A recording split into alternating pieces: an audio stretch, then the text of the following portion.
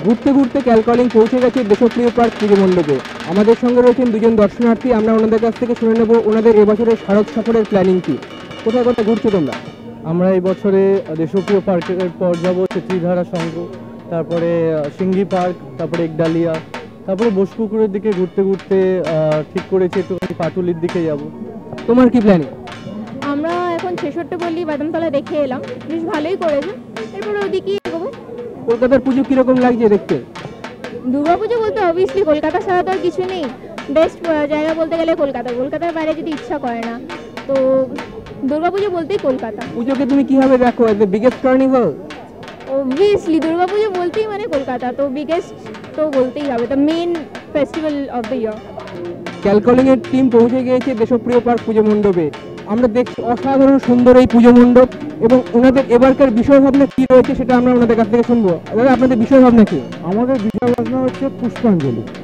মা দুর্গা যখন অসুরকে বধ করেছিলেন, তখন সমস্ত দেবতারা বধ হয়ে যাওয়ার পর স্বর্গ থেকে ওরা পুষ্প দিয়েছিলেন। সেটাই হচ্ছে আমাদের এবার পুজোর থিম।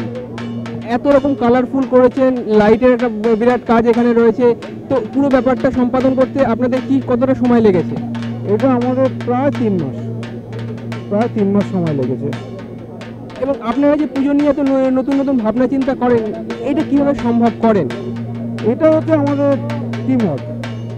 আমরা যে আর্টিস্ট কাজ করবে তার সঙ্গে আমরা দুর্গাপুজোর পরেই বসে যাই, তারপর সে নানা রকম প্ল্যান দেন, তারপর ওনার প্ল্যান আমাদের প্ল্যান যখন একশো জায়গায় মেশে। শুধু মণ্ডপ সজ্জা নয়, প্রতিমাতেও অভিনবত্ব রয়েছে এবং সেইটা ওনারা কীভাবে সম্ভব করলেন সেটা শুনবো। আপনাদের প্রতিমার অভিনবত্ব, এই যে ব্যাপারটা রয়েছে, নতুনত্ব কীভাবে করলেন? আমরা চিন্তা করলাম যে মা দুর্গা অস্ত্র সংবহন করে ফেলেছে যুদ্ধের পর।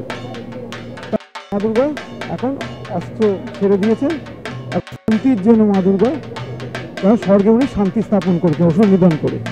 সেটাই হচ্ছে আমাদের অর্থাৎ শক্তিরূপিণী দুর্গাকে একেবারে শান্তির প্রতীক ওনারা এখানে করে তুলেছেন। আর আপনারা একেবারে মিস করবেন না, সরাসরি চলে আসুন দেশপ্রিয় পার্ক এই পুজো মণ্ডপে এবং আনন্দ করুন এবং দেখতে থাকুন ওনাদের এই অভিনব মণ্ডপ এবং প্রতিমা।